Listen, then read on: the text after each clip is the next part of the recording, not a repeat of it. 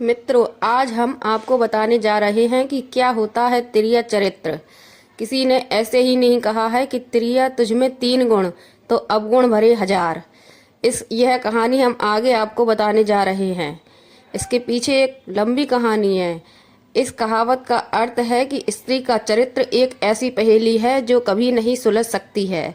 उसे कोई नहीं जान सकता है। वह जलेबी की तरह टेढ़ी होती है, जो उल्टा होते हुए भी सती सावित्री दिखने का प्रयास करती है। वह अपने पति को मारकर सती होने का स्वांग रच लेती है। पर ऐसा चरित्र समस्त स्त्रियों का हो ऐसा भी जरूरी नहीं है। कुछ स्त्रियां अच्छी भी होती हैं। कुछ स्त्रियां ही ऐसे चरित्र की मालकिन होती हैं, समस्त नहीं। आओ आज एक कहानी के माध्यम से हम आपको बताते हैं। पंपापुर नामक एक राज्य था, जहाँ पर बिलासराय नामक राजा राज्य करता था। राजा का जैसा नाम वैसे ही उसके गुण थे, अर्थात वह एक बिलासी राजा था। पूरे राज्य में राजा का बोलबाला था। न केवल पुरुषों अपितु स्त्रियों का भी हर दर्जे तक चारित्रिक पतन हो गया था। विवाहेतर संबंध कायम करना एक आम बात थी उस राज्य की। उस राज्य में सुधर्मा नामक एक लकड़हारा रहता था। उसकी पत्नी का नाम सुलक्षणा था।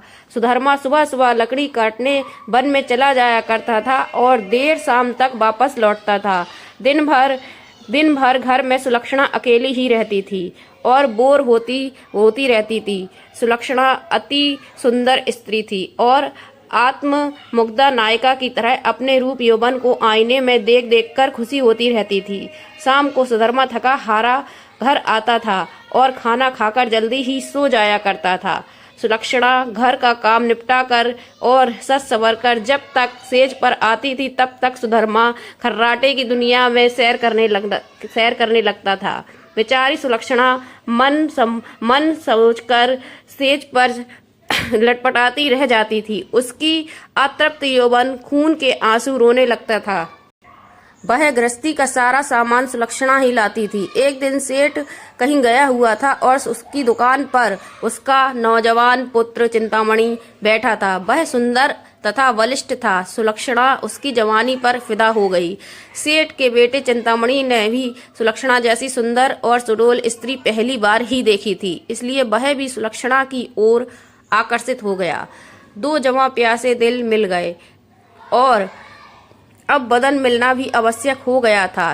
चिंतामणि ने एक मिलन स्थल भी खोज लिया था। सुलक्षणा रोजाना सुधर्मा के सो जाने के बाद चिंतामणि से मिलने जाया करती थी और वह सुबह होने से पहले वापस आ जाती थी। सुलक्षणा और चिंतामणि की रंगरलियां बेरोक टोक चलने लगी थीं। एक दिन सुधर्मा जंगल में लकड़ी काटने गया तो उसने देखा कि एक साधु बेहोश पड़ा है। सुधर्मा ने उस साधु पर ठंडे जल के कुछ छींटे मारे तो साधु ने आंखें खोल दी। सुधर्मा ने साधु को बैठाया और ठंडा जल पिलाया तो उसमें कुछ जान आने लगी।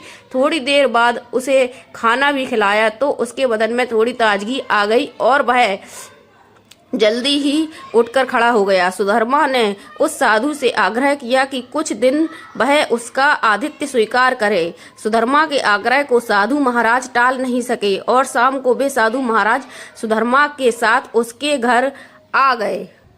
साधु को देखकर सुलक्षणा के तन बदन में आग सी लग गई। उसे लगा कि अब उसकी चोरी पकड़ी जा सकती है, इसलिए वह साधु को घर में नहीं रखने की जिद पर अड़ गई। सुधर्मा ने उसके सामने समर्पण करते हुए कह दिया कि साधु महाराज बस 1-2 दिन ही रहेंगे, इससे ज्यादा नहीं रहेंगे। इस पर सुलक्षणा राजी हो गई। रात में सबने खाना खाया और साधु के लिए आंगन में चारपाई भी बिछा दी। सुधर्मा खाना खाने के तुरंत बाद ही जल्दी ही सो गया, लेकिन सुलक्षणा की आंखों में तो नींद कहाँ थी। वह तो चिंतामणि की सूरत बसी हुई थी। उसका मन उड़ उड़कर चिंतामणि के पास चला जाया करता था, मगर बदन को सुधर्मा के घर में ही पड़ा रहता था। यौवन को मन से ज्यादा तन की आवश्यकता होती है। सुलक्षणा को अपना बदन जलता हुआ महसूस होने लगा। उसे आग बुझाने के लिए उसे चिंतामणि के सागर की आवश्यकता थी। सुलक्षणा उठी और उसने देखा कि सुधर्मा खर्राटे ले रहा है। तब वह साधु के पास गई और साधु भी चुपचाप लेटा था। सुलक्षणा ने उसे सोता हुआ जाना और फिर वह वन संवरकर चिंतामणि से मिलने के लिए चल दी। साधु एक अनजान व्यक्ति के घर में ठहरा था और सुलक्षणा ने उसे बड़ी मुश्किल से घर में रहने दिया था, जबकि उसने यहाँ रहने के लिए कहा ही नहीं था। सुलक्षणा के व्यवहार को देखकर दाल में जरूर कुछ काला है, साधु महाराज के मन ने कहा, और वह सोचता ही रहा। इसलिए उसे नींद भी नहीं आई और उन दोनों के क्रियाकलाप देखता रहा। जब सुलक्षणा उसके पास आई तब वह दम साधकर चुपचाप लेटा रहा। उसने सुलक्षणा को वन संवरकर कहीं पर जाते हुए देख लिया था, मगर वह चुपचाप पड़ा रहा। उसने यह भी देख लिया था कि भोर होने से पहले ही सुलक्षणा घर वापस आ गई थी। उसे अब सारा माजरा समझ में आ गया था। दूसरे दिन सुधर्मा जब जंगल से लौटा तो साधु ने उसे अपनी पत्नी से सावधान रहने को कहा और यह भी कहा कि उसकी पत्नी किसी से मिलने जाती है। इस पर सुधर्मा को सुलक्षणा पर बहुत गुस्सा आया और उसने सुलक्षणा को मारा पीटा भी बहुत। उसने सुलक्षणा को एक खंभे से बांध दिया और वह सो गया। सुधर्मा के मकान के पड़ोस में हरिराम नामक नाई रहता था, जिसकी पत्नी का नाम सुशीला था। सुलक्षणा की तरह सुशीला भी एक चरित्रहीन स्त्री थी। उसका भी एक यार था। चूंकि दोनों एक ही नाव पर सवार थीं, इसलिए दोनों घनिष्ठ सहेली भी थीं। दोनों सहेलियां एक दूसरे के संदेश लाने ले जाने का काम भी करती थीं, इसलिए दोनों स्त्रियां एक दूसरे के प्रेमियों से भली भांति परिचित भी थीं। उस रात जब काफी देर तक सुलक्षणा नहीं आई तो चिंतामणि को चिंता होने लगी। वह भागा भागा सुशीला के पास आया और सुलक्षणा को बुलाने के लिए सुशीला से कहने लगा। सुशीला सुलक्षणा के घर गई तो उसे खंबे से बंधा पाया। तब सुलक्षणा ने सारी रात सारी कहानी बता दी। सुशीला ने चिंतामणि का संदेश सुलक्षणा को दिया तो सुलक्षणा ने अपने बंधे होने की मजबूरी बता दी। इस पर सुशीला ने कहा, ऐसा कर, मैं तेरे बंधन खोल देती हूँ, तू चिंतामणि से मिल आ, तब तक मैं यहाँ बंधी रहूंगी। उसके इस प्रस्ताव पर सुलक्षणा खिल उठी और वह अपनी जगह सुशीला को बांधकर चिंतामणि से मिलने के लिए चली गई। साधु महाराज यह सब सुन रहे थे, मगर वे चुपचाप खाट में दम साधे पड़े रहे। रात में जब सुधर्मा की नींद खुली तो उसे सुलक्षणा पर थोड़ी दया आई और उसने सोचा कि उसने कुछ ज्यादा कठोर रूप धारण कर लिया है। अब वह सुलक्षणा को खोल देना चाहता था, लेकिन मन ने कहा, अगर वह फिर से अपने प्रेमी से मिलने चली गई तो अब इस सवाल का कोई जवाब नहीं था उसके पास। उसने सोचा कि इस बार यदि सुलक्षणा वचन दे दे कि वह अपने प्रेमी से मिलने नहीं जाएगी, तब वह उसे खोल सकता है। सुधर्मा ने जोर से आवाज लगाई, कलंकिनी, अगर मुझे तू यह आश्वासन दे दे कि तू उससे मिलने नहीं जाएगी तो मैं तेरे सारे बंधन खोल दूंगा। लेकिन वहां पर तो सुलक्षणा थी ही नहीं, अभी तो सुशीला बंधी हुई थी। सुशीला ने सोचा कि यदि मैं कुछ भी बोलूंगी तो उसकी आवाज से सुधर्मा को पता चल जाएगा कि वह सुलक्षणा नहीं है और कोई है तो फिर सारा भांडा फूट जाएगा। इसलिए वह कुछ नहीं बोली और चुप ही रही। उसके इस तरह चुप रहने पर सुधर्मा को गुस्सा आ गया और उसने गुस्से में आकर कुल्हाड़ी फेंक कर मार दी। कुल्हाड़ी सीधी सुशीला की नाक पर जाकर लगी और उसकी नाक कट गई।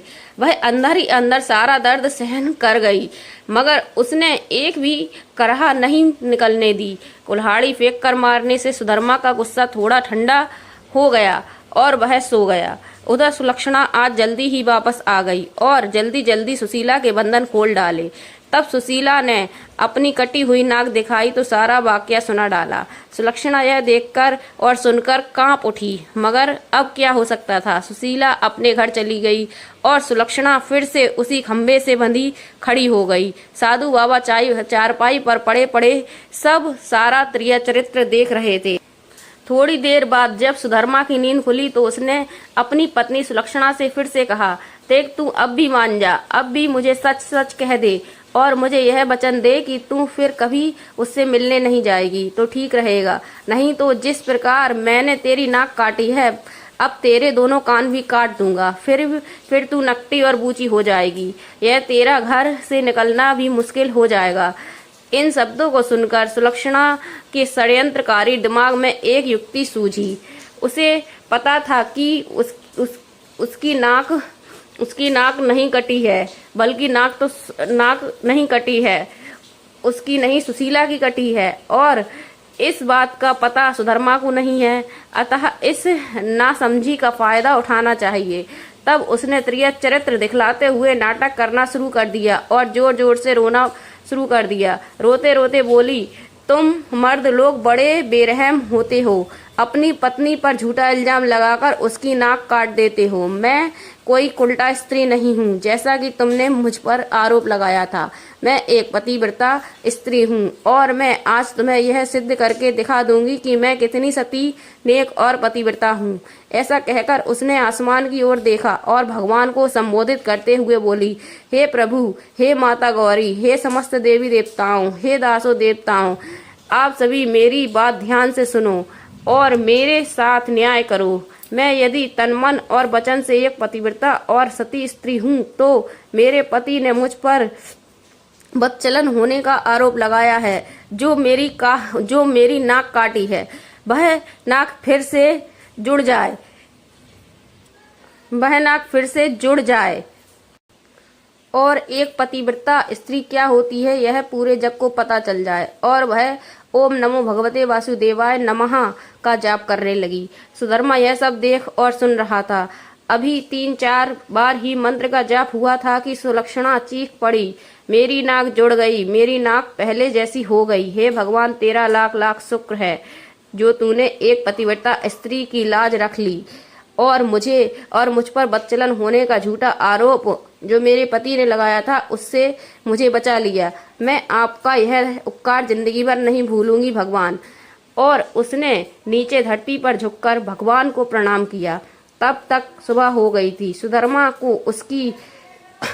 को उसकी बातों पर विश्वास नहीं हुआ, इसलिए वह उसके पास गया और उसकी नाक को छूकर देखा तो वह पहले जैसी ही थी। वह सुलक्षणा को आश्चर्य से देखता ही रह गया और अपनी गलती पर पछताने लगा। उधर सुशीला ने अपने चेहरे पर एक कपड़ा इस तरह लगा लिया कि नाक दिखाई नहीं दे। सुबह होने पर नाई हरिराम अपनी दुकान जाने लगा तो उसने अपनी पेटी संभाली। उसमें एक बड़ा वाला उस्तरा नहीं था। उसने सुशीला से कहा कि बड़ा वाला उस्तरा ला दे। सुशीला नाक कटने से चिड़ी हुई थी तो उसने हरिराम की तरफ एक चाकू फेंक दिया और कहा, यह ले तेरा बड़ा वाला उस्तरा। बड़े वाले उस्तरे की जगह चाकू देखकर हरिराम का पारा 7वें आसमान पर चढ़ गया। उसने अपनी पेटी खोली और एक छोटा उस्तरा निकाला और उसे सुशीला की ओर फेंक कर मारा। सुशीला की चाल कामयाब हो गई।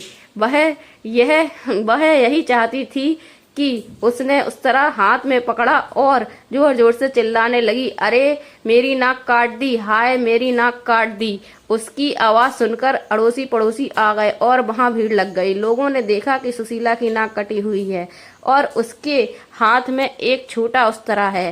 सुशीला कहे जा रही थी कि उसके पति ने उसे बदचलन बताकर बेवजह ही उसकी नाक काट दी, इस उस्तरे से काट दी है। लोगों ने सुशीला की बात नहीं सुनी।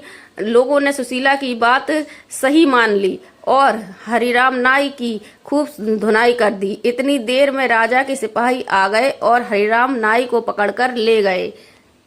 राजा की अदालत में मुकदमा चला। सुशीला ने स्वयं को सती सावित्री पतिव्रता बताते हुए अपने पति पर आरोप लगाया कि उसने उसे बदचलन बताकर उसकी नाक उस उस्तरे से काट ली थी। उस्तरा भी था और सुशीला की नाक भी कटी हुई थी। एक पत्नी अपने पति पर मिथ्या आरोप क्यों लगाएगी?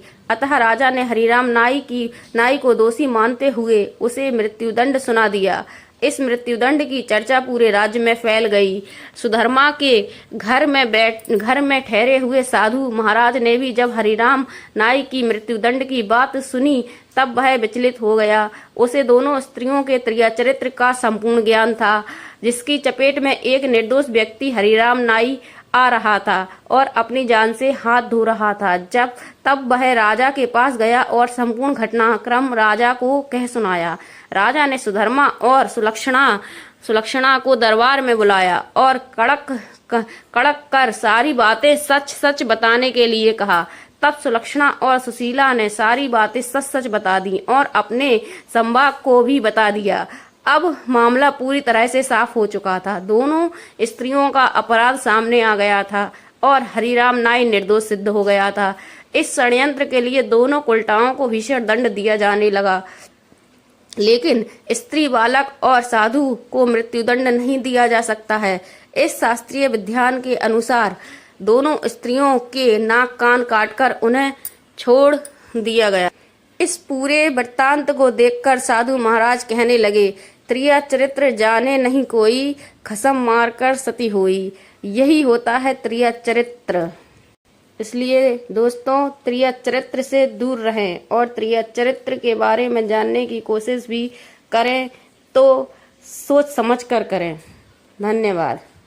वीडियो अच्छी लगी हो तो चैनल को सब्सक्राइब और वीडियो को लाइक अवश्य करें और ऐसे ही वीडियो देखने के लिए हमारे साथ बने रहें।